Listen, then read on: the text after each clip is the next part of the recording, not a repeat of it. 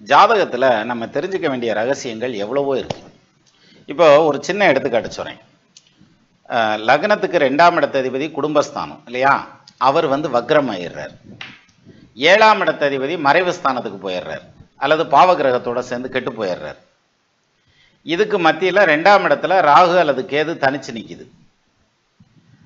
கேது 8ஆம் பாவத்திலையோ அல்லது ராகு 8ஆம் பாவத்திலையோ நிற்கும். எது 2ல் ராகு கேது நினைச்சுன்னா 8ல் ராகு கேதுவில் ஏதாவது இன்னொரு கிரகம் வரும்.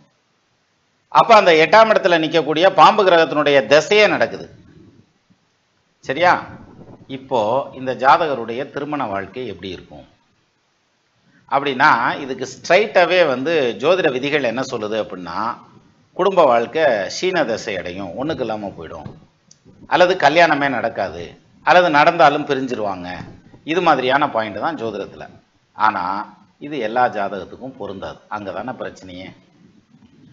அப்போது விதிவிலக்குகள் அப்படிங்கிறது ரொம்ப பிரம்மாண்டமாக வேலை செய்கிறதெல்லாம் உண்டு. அந்த வகையில் 8ஆம் இடத்துல கேது நின்று அந்த கேது திசை நடந்து அந்த கேது திசையில் யோகத்தை செய்கிறதுக்கான அமைப்பு இருக்கா அப்படின்னா இருக்கியா.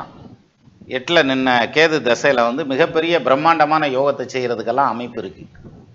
அதே மாதிரி 2க்கு அதிபதி கெட்டு போயிட்டார், வக்ரமாயிட்டார், 2ஆம் பாவாதிபதி மறைஞ்சு போனார், 7ஆம் பாவாதிபதியும் மறைஞ்சு போனார். அவ்வளோதான், இன்னைக்கு ஒன்று நம்மளுக்கு கல்யாணமே நடக்காது, நம்ம சாமியாரத்தண்டா போனோம், இல்லாட்டி காலம் ஃபுல்லாக சிங்கிளாகவே தான் இருக்கணும் அப்படின்ற மாதிரியான முடிவில் நம்மளா அதை பற்றி நம்மளா ஜோசியம் பார்த்துக்கிறோம்ல, அப்படியான முடிவுக்கு வந்துடுவோம்.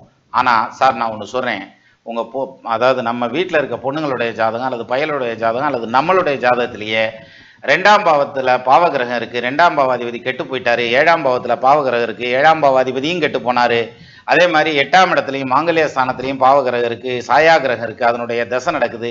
இவ்வளவு காம்ப்ளிகேஷன்ஸுக்கு மத்தியில் அந்த வாழ்க்கை நல்லா இருக்குமா அப்படின்னா பிரமாதமாகவும் பிரம்மாண்டமாகவும் இருக்கிறதுக்கான அமைப்பு உண்டு. எப்படி? அது என்னையா விதிவிலக்கு? அதைத்தான் நம்ம இந்த வீடியோவில் பார்க்க போகிறோம்.